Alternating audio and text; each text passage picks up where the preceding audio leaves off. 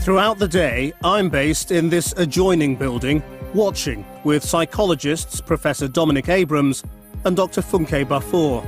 So it started already, and it's quite blunt already, isn't it? I mean, they look pretty shocked. And she's established a very clear power structure here. She is the leader, and they have to respect her authority for this to work. And at this point, they're all releasing control. What she's doing now is making them release control so that she's in charge. But the Blue Eyes are already compliant. They're being shouted at, Yes. told to sit down, shut up. I think they think it's a joke. They might think, oh, this is workshop, this is just to set us up for the workshop, not really realising the impact it's going to have on them. How do you feel about Jane's style and approach? This is an educator, a teacher, trying to teach these people what it is like to feel discriminated against. And you think about adults being taught in that way. She's put them in a childlike position, which many people don't, well, nobody wants to experience that as an adult. So I do feel that some of her elements are quite harsh. So what do you think is going to happen when the Blues come in now? Quick predictions. I think the Blues are going to stick together. I do agree with Dominic, they will stick together. I think one person will probably leave.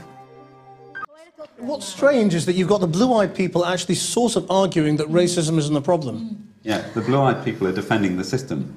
They're saying, you know, we all have to suffer, it's difficult for all of us. You know, the guy's saying, well, I can't get the right size shirts, you know, this kind of thing. And they're still not recognising the difference in the scale of what's being experienced by minority groups as opposed to what most people in society are putting up with, which are minor inconveniences by comparison. So I'm sensing, do people really understand what is racism? The group of the Blue Eyes are white people. They're living in their world. So we're asking them to live in a world of what it's like to be black or Asian, which is quite difficult to do in 2 hours. So in their minds, it's like, well, racism doesn't exist, because it doesn't exist to them. Do you think this is going to plan?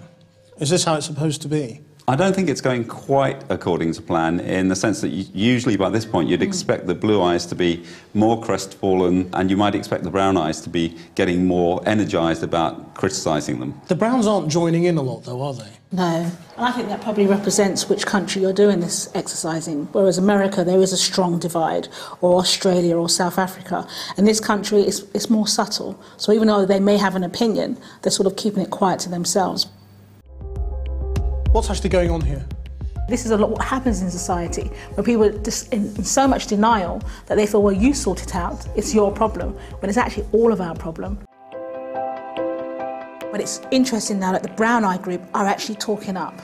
You know, the blue eyes were obviously saying, this is where I stand, I don't agree with this, and the brown eyes say, no, listen, these are the experiences that we have had, and make in relation to what people are actually saying in the blue eye group. So what do you think this tells us then about discrimination in Britain?